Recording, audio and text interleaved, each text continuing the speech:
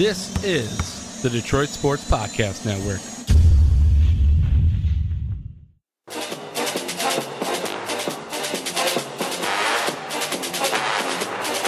Welcome into the Practice Squad presents the Throwback 2013 season here, moving into weeks 5 and 6. The Lions lose at home to the Packers 22-29. Follow that up with a win at Cleveland 31-17. Lots of the season's memorable, Stroz. I don't think either of these games are particularly, other than there was the 3-touchdown game for Joe Fourier in Cleveland, which I think is probably pretty memorable. Nothing else really to me besides that. But jumping right into this Packers game, the Lions go in with a 3-1 record. I think they've looked like a hell of a team to this point, specifically a hell of an offense. That changed. I don't even really know where to begin. It just did. The offense was, we use the word anemic a lot when describing bad offenses. And I hate like overusing the word, but the offense was useless in this game. Like pretty much start to finish. Reggie Bush, who has been, the MVP of this team through 4 weeks, completely shut down. For the record, they said in the second game, in the Browns game, that Reggie Bush was frustrated with the way he played in this game. I don't think he had anything to be frustrated with. He was routinely getting met in the backfield. Stafford getting killed. He was sacked 5 times for a loss of 40 yards, running for his life the whole game. It's funny because we've watched 2 full seasons up to this point, Stroz, and one thing that's been consistently surprising is the level of the offensive line play. Because I always remember the offensive line being an issue, and it hadn't been. It feels like this season maybe is where that changed. I think the reason for the issues with the offense this game was Kelvin Johnson didn't play this game. Kelvin Johnson was out. He was dealing with a knee injury. And I think what that allowed Green Bay to do is I think they ended up stacking the box. That's why they were able to bring all that pressure and were able to meet Reggie Bush in the backfield so often, as well as sack Matt Stafford as many times as they did. The Green Bay defense was a problem for this offensive line. The Green Bay defense was a problem for Matt Stafford. The Green Bay defense caused nightmares for Reggie Bush. And the receiving core on this team, Brandon Pettigrew ended up leading the receiving core in this game. And it's important to note, he had disappeared all of last year. Yep. He ended up leading the team with 59 yards receiving, 4 receptions. He didn't have a spectacular game. I just think that Matt Stafford was under so much pressure and under so much distress the entire game, the offense couldn't get going. And then when you have that many guys crowding the box and Reggie Bush is trying to run free, there was just no place for him to go. And you're right, this was really, really disappointing as far as the offense goes. I don't mean this podcast to be a Matthew Stafford apology tour, and it sometimes probably feels like that. But a lot of people who critique Stafford to this day, they'll point back to he had Calvin Johnson. And I know later on in his career he had Golden Tate on the other side of him. But listen to these pass catchers. We talked about it last year. Once Titus Young and Ryan Broyles went down, they were throwing to Brian Robisky and Chris Durham, Brian Robisky, and there's one more who I can't remember. So they had Kevin Ogletree and they had Patrick Edwards. I don't even remember Patrick Edwards. I don't either. Well, you mean in 2012? Who was thrown to? No. I'm saying I was talking about last year. The pass catchers were a theme. Patrick Edwards wasn't on the team last year, and neither was Kevin Ogletree. Last year, it was a theme with Brian Robisky, Chris Durham, and a third guy whose name I can't remember. All of a sudden, you look again. I remember Kevin Ogletree being a player. I don't remember him being a Lion. Patrick Edwards, I'm pretty sure Patrick Edwards was a preseason superstar every year who finally got a chance because this team had no depth. Nate Burleson was hurt. Titus Young was no longer on the team. As you said, Calvin Johnson was out. But on top of those two, Chris Durham had 30 yards in this one. Ryan Broyles, I was torn on him in this one. Because when Ryan Broyles makes plays, I find myself thinking a lot of the same stuff I thought about Titus Young. Man, he could have been something. But the thing is, he's on the field an awful lot and was only targeted 2 times. And the truth is, we don't on the broadcast get a view of what these wide receivers are doing without the ball. And I do think you gotta wonder, the team threw the ball 40 times. Ryan Broyles was only targeted 2. Now, he got both receptions and had 27 yards on those 2. But why is he unable to get open? I think it's a fair question, and you're right. We don't get to see what's going on. No, exactly. And the guy you're thinking of is Sean Chapas. Yeah, he played the game against Chicago last year. Did you find that? Where did you remember that? How did that come up? I just went back and searched. But yes. So now we're over a 2-year span where we're talking about Chris Durham, Brian Robisky, Kevin Ogletree, Patrick Edwards, and Sean Chappis all playing legitimate roles as wide receivers. So if you ever find yourself going, he had Calvin Johnson, remind yourself who else was on the damn team. Yeah, he had nobody else. I mean, this offense was literally useless. And to be fair, I want to flip to the other side of the field real quick. I think how bad this offense was actually speaks to the defense playing a pretty damn good game to only lose 22-9.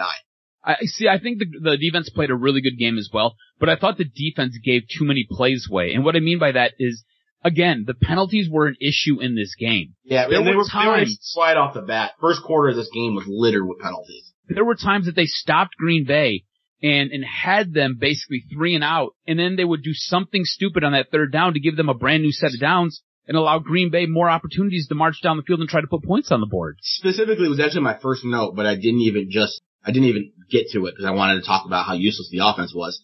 The first defensive drive, penalty after penalty. The biggest moment, Rodgers throws an incompletion on 3rd and 8 to end the drive, but Sue gets called for a trip it. He actually failed to trip anybody.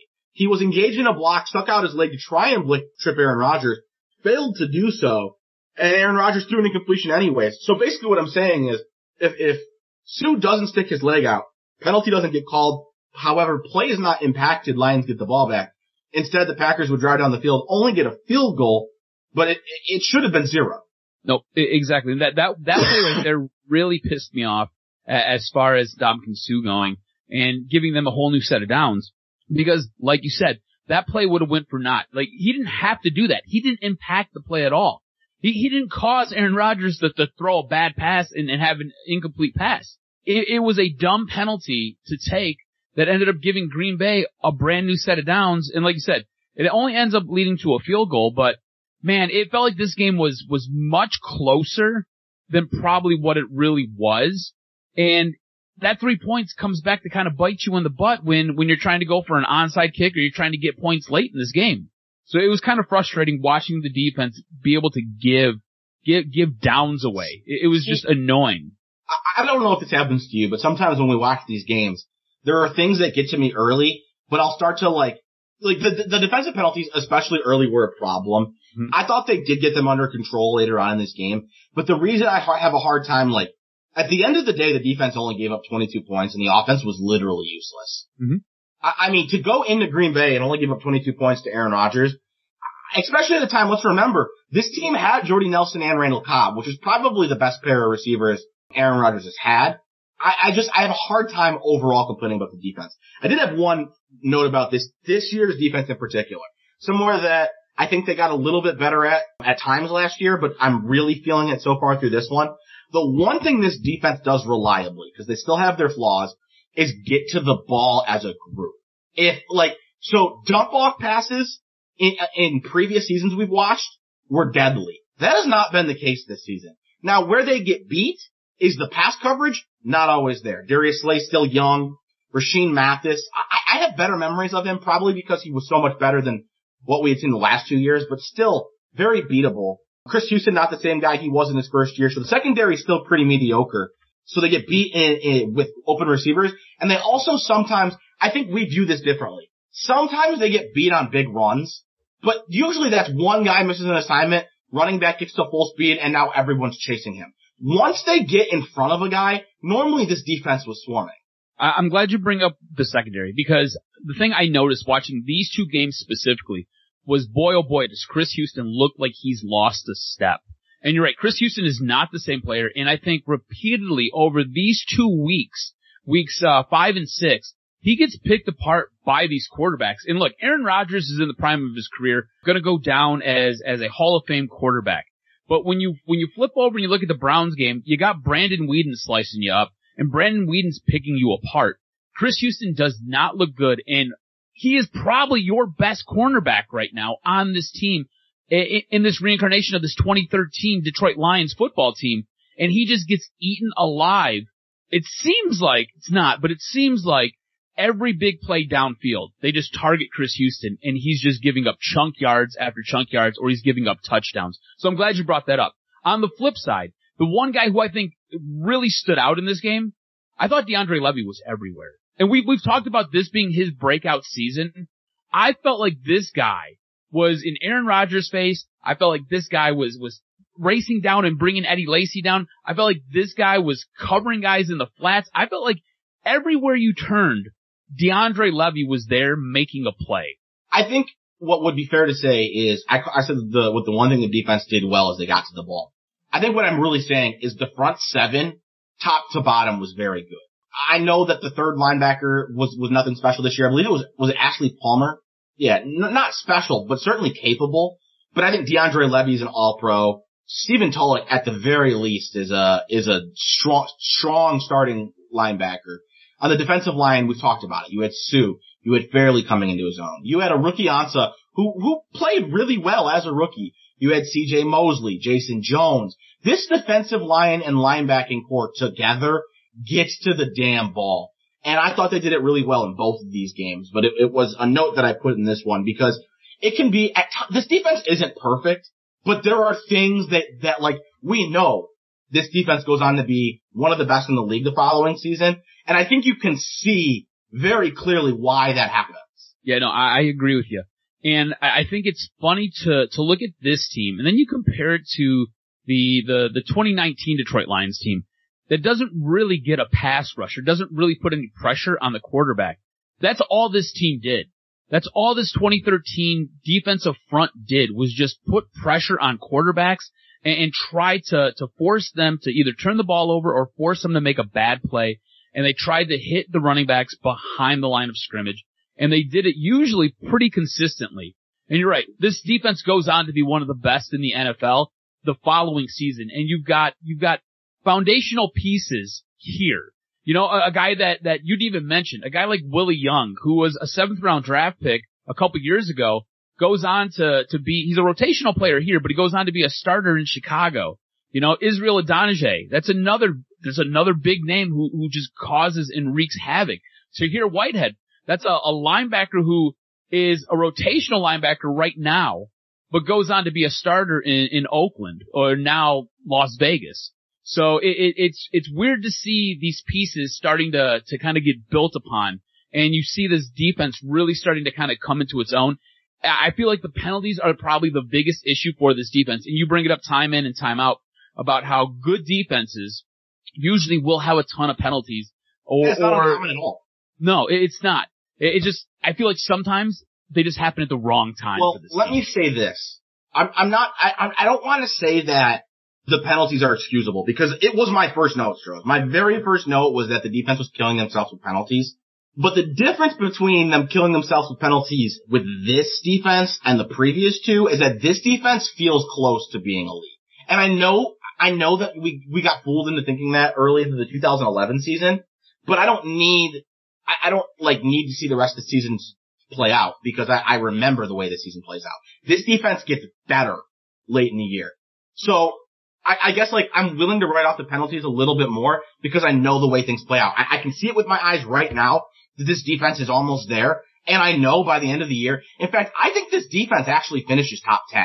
The following year they finish top 5. It might even be top 3, but I'm pretty sure this defense finishes top 10. So I'll put it this way. If the offense showed up at all in this one, I'd probably be knocking the Lions defense for penalties a little bit more. But when the offense scores 9 points, it's just hard for me to focus on what the defense did wrong. No, and I agree with you. It was one of those things that as I watched this game unfold, it just frustrated me because I just felt like it almost felt like you were giving points away. You really weren't. You're giving downs away, but in the long term, those downs ended up turning into points. In Green Bay, I mean, Aaron Rodgers is going to take advantage of you. It's something that jogged my memory watching this game was how good Randall Cobb was. Randall Cobb was so damn good. And I felt like Detroit couldn't match up with him. They couldn't put a man on him to just be able to slow him down. Randall Cobb had 2 rushes for over 70 yards. Only was targeted a couple times in the pass game, but man, Randall Cobb was a game changer in this game, and he was a game changer for this Green Bay team. For whatever reason, same thing happened last year. They seem to have issues stopping Randall Cobb, the running back. Yeah. I'm not gonna lie. This week I didn't have a great rewind play in either game. Actually, you know what? No, I'll take that back. My rewind play in the Browns game was decent. My rewind play in this game it's going to be the only touchdown the Lions had. And basically, I thought, like, it's impossible to judge Stafford in this game. And you know damn well, that's my favorite part of every game is how did Stafford play? And I can't tell you because I don't think he was like 25 of 40 for 262 and a touchdown with no interceptions. Basically, he was there. But that's what all he could do. That being said, I thought the touchdown was a really nice play. He looked off the safety, bought just enough space to fire one into Chris Durham, who, I'm not gonna lie to you, I remember Chris Durham being a little bit better than he was. I think basically it's because he was he had the build of a very good wide receiver, but he just wasn't a good player. Dropped a bunch of passes in the next game. But I thought Stafford had a great play for the one touchdown they got in this one. Yeah, I thought that pass was really nice. You're right. It is hard to grade Matt Stafford in this game, and that was just because the O-line looked like a freaking turnstile. Matt Stafford was out there basically fearing for his life. Like you said, sacked 5 times. This Detroit defense was actually pretty middle of the pack. Depending on what stats you go by, they were either 15 or 17 for this season. The next year, though, you're right. They take a dramatic leap, and they become one of those defenses that get compared to one of the all-time great defenses. Where they were last year? Yeah, I can look it up real quick. Because, so they don't finish quite as strong as I remember, but I think it was a pretty significant jump. So the 2012 season, Detroit was 27th. So they jumped 12 spots in 1 year. Yep. And we'll see how it finishes. Maybe it's just, I'll pull it up right now. How did they end the season? 13-20, 16-20, 10-21. So starting with, 3, 4, 5, the last 6 games, they didn't give up more than 20. I'm sorry, I'm looking at that wrong. They gave up 34. I'm looking at the least points in each game. I'm not actually looking at how many they gave up. So no, it didn't, I misremembered it some, but still, they jumped from 27 to 15 in one season. Which is pretty dramatic. Pretty dramatic. Yeah, and you see it, just the eyeball test alone. You see it. When you're watching these games, you're like, this defense looks more like that 2011 defense than it does that 2012 defense. They look defense. more complete. And they're still not there. But it just felt like there were a lot of holes in the 2012 defense. Mm-hmm. And it feels like this defense, you're like, man, if I can just plug a couple more spots, we'll be golden. Do you have anything else before we get to studs and duds? No, we can go to studs and duds. My dud, offensive line. We've agreed on an awful lot of studs and duds this season, and I would be blown away if you have anybody else as the dud. Oh, I've got Chris Houston as my dud. Oh my God. Dude, I don't know how that can be possible. Look, the offensive line was not very good in this game, and I agreed with you on it. But here's the thing. Chris Houston was just torched this game. I've got 3 different notes on my notepad about Chris Houston's play. Chris Houston, for me, was absolutely garbage in this game. There was one touchdown in the corner of the end zone that was literally perfectly thrown. Chris Houston was there. Glover Quinn was there. They just couldn't get a hand on the ball. Are you knocking him for that?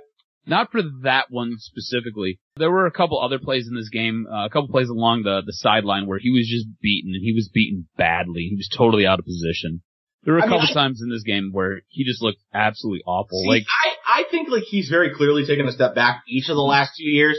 But man, I don't think the offensive line gave the Lions literally zero chance to win this game. Well, how much the offensive line not really giving the Lions a chance to win this game is predicated because Calvin Johnson isn't there. I think that's a lot of it. I think Calvin Johnson not being there, it allows Green Bay to not really even try to disguise anything. And they're allowed to bring an extra man or 2 up in the box, and that just puts all that extra pressure. I mean, when you've got 8 or 9 guys coming in on 5, and if you're going to keep a tight end or keep 2 tight ends in, it's only, 6 or 7 guys that they're still outmatched. I guess that's fair to an extent. My counter would be, why didn't last year's offensive line get smacked the same way? I know that Calvin Johnson was available, but nobody behind him was. And we also know for a lot of last year, Calvin was far from 100%.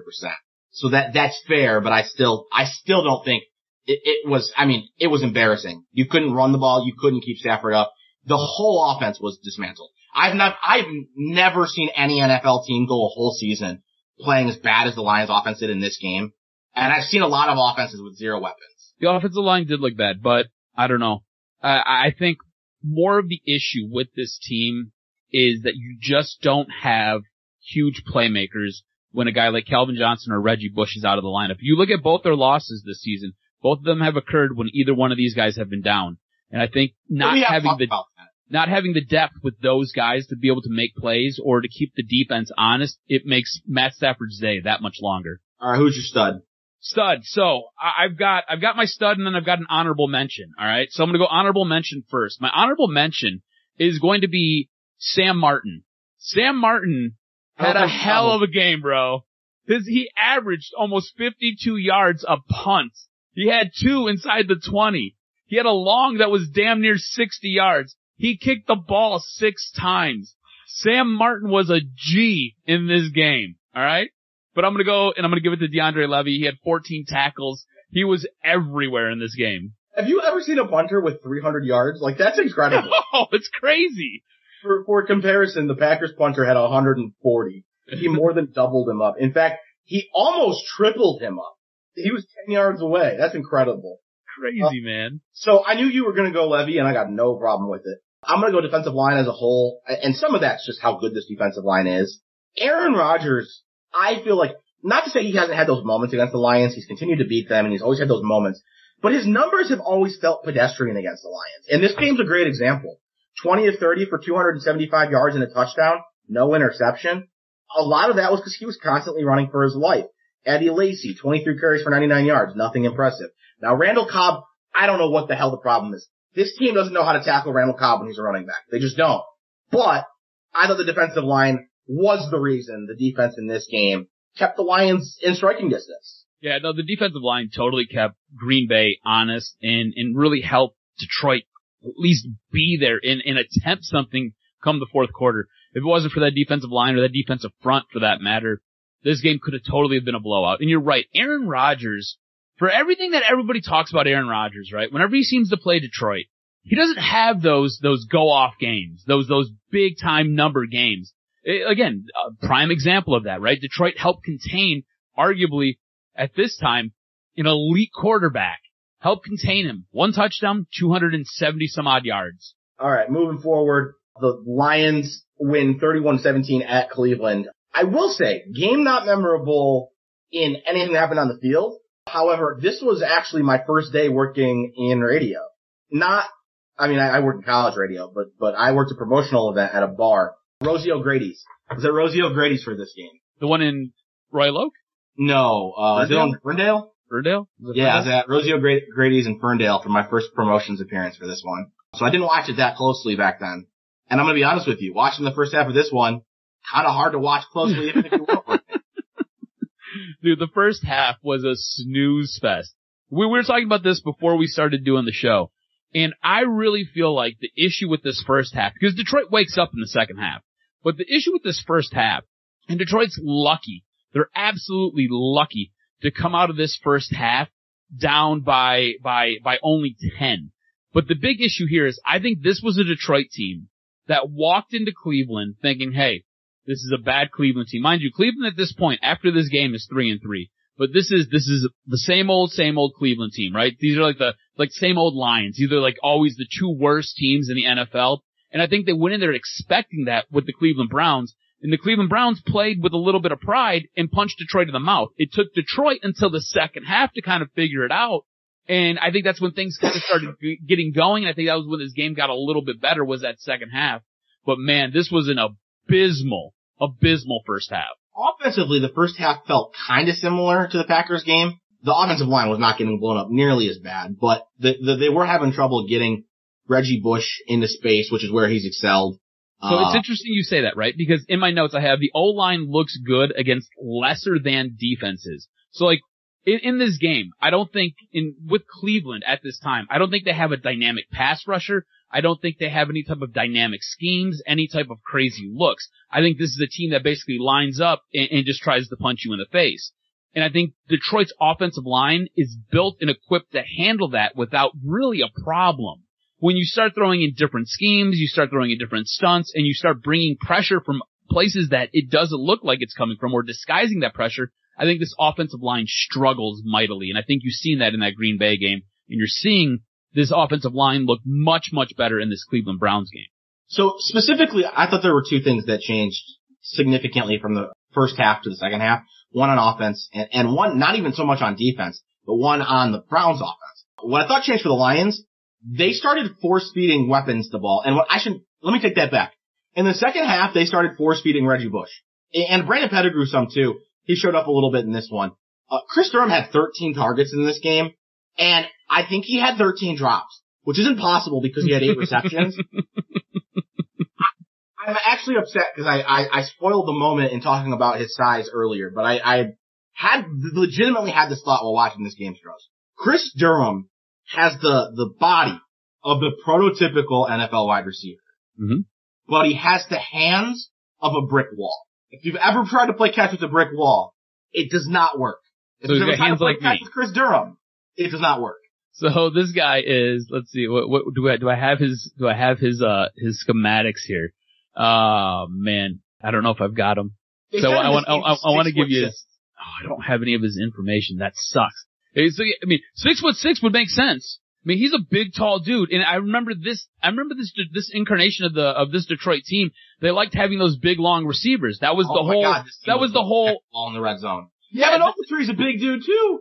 Kevin Ogletree that was the whole allure with Joe Fourier. He was like 6'6", 6'7". He was like a less than Jimmy Graham.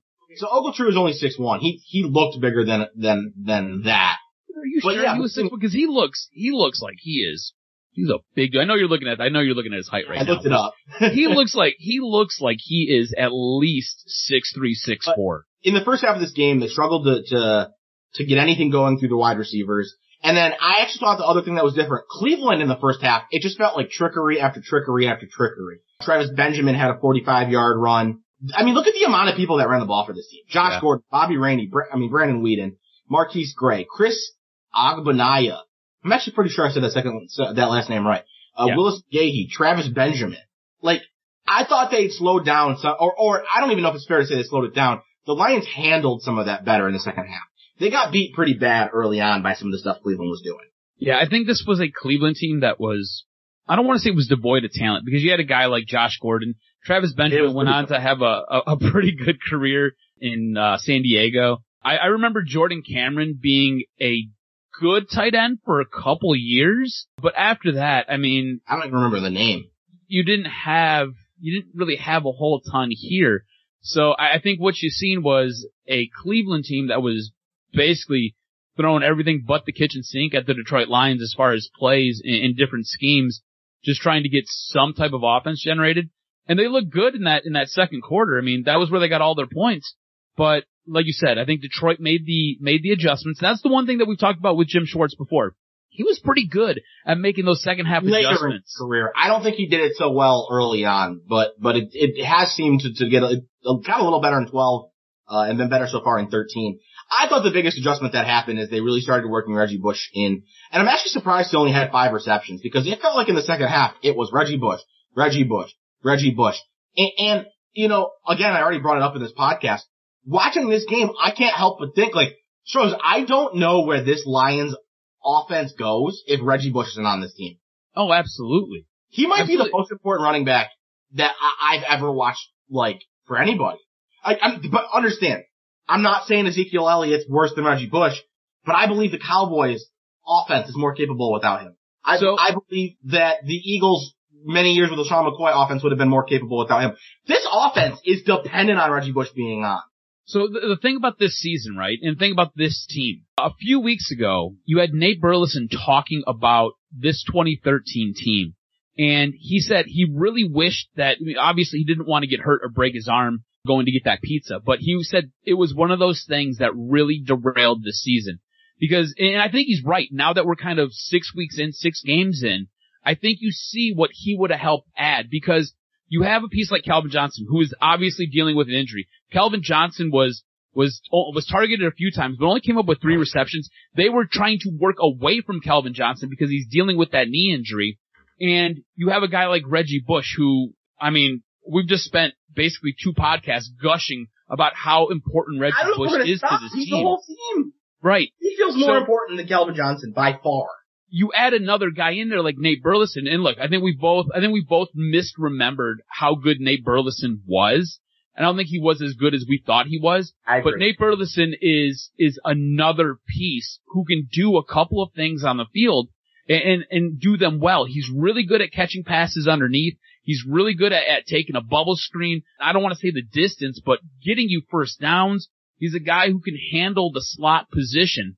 And when you have guys like Calvin Johnson, who's now nursing an injury, or you have a guy like Reggie Bush who misses a game, you miss playmakers like that. And you don't have a wealth of guys like that. I mean, as much as Joe Fourier had the game of his life, 3 touchdowns in this game, Joe Fourier was basically just that. He was just a red zone option.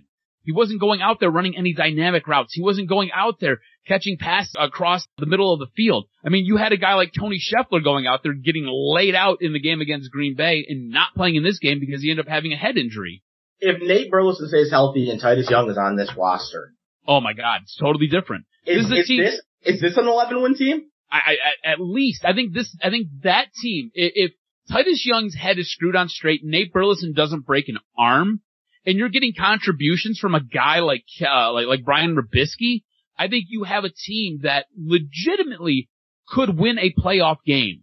I don't know if they're going to make a ton of noise in the playoffs, but I think you have a team here that is built for war and could cause a lot of damage. Well, I ask because we got to remember this Lions team only wins 7 games, so we watched them go 4-2 so far. It feels like at some point it has to go a little bit more south. It never goes quite as south as last year, obviously. Holy crap, looking at the schedule, it's kind of funny when it goes south. But it's just, it is. You watch this offense when they're on, and they were on again in the second half of this game, and it's just like, it's crazy to think that they were missing pieces who were expected to be crucial pieces. We do need to talk about Joe Fourier in this game. The man had 3 receptions, the man had 3 touchdowns, and one of them is going to be my rewind play of the game. Joe Fourier, pretty much every catch he had in his career was a jump ball in the end zone. Yep. He didn't do a whole lot else in his career. But the second touchdown, Stafford basically just tosses the ball 20 yards down the field and lets Joe Fourier go make a play. And he just does. I don't think it was a particularly great throw. I don't think it was a particularly great decision. Joe Fourier had one-on-one coverage at the goal line, and Stafford trusted him to make a play, and he did. Look, Joe Fourier was one of those guys who you were excited as a Lions fan that they found a piece like this. This guy cost you nothing. You didn't have to waste a draft pick on him. You didn't have to go do anything special. You found him. You grabbed him. You added him to the team. And he did basically one thing for you. He was your red zone option. So if Kelvin wasn't able to go, or if Kelvin was grabbing double coverage, and Reggie Bush was getting stymied in the backfield or at the line of scrimmage and couldn't break through, you knew you could always throw a jump ball up to a dude who's 6'7", athletic as hell, big hands. He can jump out of a gym and just watch him go make a play. On top of that, he was a pretty good looking dude, and his chick was super hot as well. So, you know. Now, here's some incredible stats. In Joe Fourier's short 2-year career. That was all he played was 2 years? Yeah, he broke something, said he was chasing his dog downstairs. Later came out and said it was while playing volleyball. And you gotta wonder what happens if he stays on the field. Because in his short career, 75% of his 24 receptions went for a first down. 33% of them went for a touchdown. I mean, he didn't catch the ball unless it was a significant moment. Do you think cause I don't think Gronk's in the league at this time, but do you think he is like the, what's that? Close. I think it's close, but I don't think he's in the league at this time. I'll double check real quick, but do you think he is Gronk light before Gronk? Oh, Gronk was definitely in the league by this time. He's in the middle of his career by this time. Is he? Yeah. No, I mean, I think Gronk light's fair. He was never going to be a 1,000-yard receiver. I don't think you were going to consistently get 2010. You're right. But I don't think he was a fluke either. Like, I don't think this was fake. The second year with the team, he only played in 7 games, and he had 4 first down catches and a touchdown. I think he was going to be a wide receiver or a tight end 2, who wasn't on the field at all times, but was damn sure a goal line threat. Mm-hmm. Yeah, no, for sure. I mean, he was a massive target, and he had reliable hands. He had soft hands. And like you said, the moment was never too big for him, ever, which is great. Like, that was when he came through. And I don't got a whole lot else on this game, but as we're talking about Joe Fourier, I think we need to at least mention, they went to Brandon Pettigrew again in this game. The guy disappeared pretty much all of last year. And the numbers, I accidentally closed out of it, looking up Rob Gronkowski. I don't think the numbers were special in this game, but in the second half when the offense seemed to get back on track, it felt like it was mostly through Reggie Bush, but it felt like Brandon Pettigrew was the second option at that point. So Brandon Pettigrew in back-to-back games had 4 receptions in each game. So he had 8 receptions in 2, and he was targeted 9 times. Brandon Pettigrew came up big in both of these games. Didn't have a ton of yardage. In this game, he had 36 yards. In the previous game, he had 59 yards. So not really helping you really move the ball down the field, but when you needed to make a play, he was there. Well, and he wasn't a liability. And what he did in 2011 that he didn't do in 2012, we spent many podcasts in 2011 talking about how Brandon Pettigrew was the middle of the field guy, the guy who got you the first down on 3rd and 5. And that's what he was in this one. Didn't put up the yards, but he was reliable sitting in that middle of the field spot. Yeah, I thought he had a nice game. I mean, again, he didn't overwhelm you, didn't really kill you with anything special, but he was a guy when they needed to dump the ball off, he caught the pass, which is something that we crucified Brandon Pettigrew for. On top of that, he didn't turn the ball over. I think this guy is a walking liability when he's got the football in his hand, and he usually holds it like a damn loaf of bread, and it just gets stripped away. He didn't have any of those issues in either one of these games. He looked like he was reliable. Looks like at this time right now, like Stafford's got a little bit of confidence in him, which is good because he doesn't seem to have much of a choice. Exactly, and that's why. Anyone else or anything else you have before studs and duds? No, let's go to studs and duds. All right, we have to agree on the stud in this one, right? I mean, I think so. Joe Poirier? Yeah, it's got to be him. So I thought Stafford had a really good game, and I thought that he, on the touchdowns, he trusted Joe Poirier to go and get the ball. He also had another touchdown to Reggie Bush. But Joe Poirier, all 3 of his touchdowns were plays that he had to make. And I think that's important to know. They weren't wide open catches in the end zone. He had to go up and get the ball in coverage, and he did it every single time. I'm going to be honest. I don't know if you win this game without Joe Poirier. I definitely don't think you win it without Reggie Bush. See, I don't think you win it. I don't think you win it without Joe Poirier. And it's because, look, I think it was on the second touchdown pass to Poirier. They tried to get the ball to Calvin. Calvin didn't have a lot of explosivity in this game. He wasn't very explosive, didn't have the ability to really jump. He looked a step slow, again, coming off of a week where he was nursing a knee injury, so he's not 100%. You put Poirier in his spot, you let him go run whatever that route might be. He has the ability, the explosion, the big play, high point the ball capabilities to be able to make that play. I don't think you win this game without him. All right, who's your dud? It's going to be the coaches. I put this first half on this coaching staff because these guys showed up and weren't ready to play. Everybody looked like they were in quicksand. Everybody looked like they were disinterested and checked out. It looked like half this team didn't want to be there. Thank goodness it was the Cleveland Browns, and the defense at least tried to keep you in it until the offense could wake up and figure it out. But I'm putting it on the coaches for that first half. So you could have probably put it in the same place last game, but I put it on wide receiver depth. And it's funny because if you look at the numbers, you would be convinced Chris Durham had a good game. He had 13 targets and 8 receptions. Dude, I'm convinced all 5 of those were drops. He dropped at least 1 touchdown that Joe Poirier cleaned up for him on the next play, but I thought he was bad. Kevin Ogletree was on the field. Patrick Edwards didn't have any receptions, but he saw the field again. It just felt like after watching back-to-back games of it, I know Calvin played this game, but it just showed you the length of time that this team went with receiving issues is honestly insane because, as you put it, we misremembered Nate Burleson. But the reason we misremember Nate Burleson is because prior to Nate Burleson, the number 2 receiver was Bryant Johnson. Bryant Johnson. Who? I mean, Roy Williams before that was whatever. But, like, the vast majority of the early part of Stafford's career was Calvin Johnson and then bleh.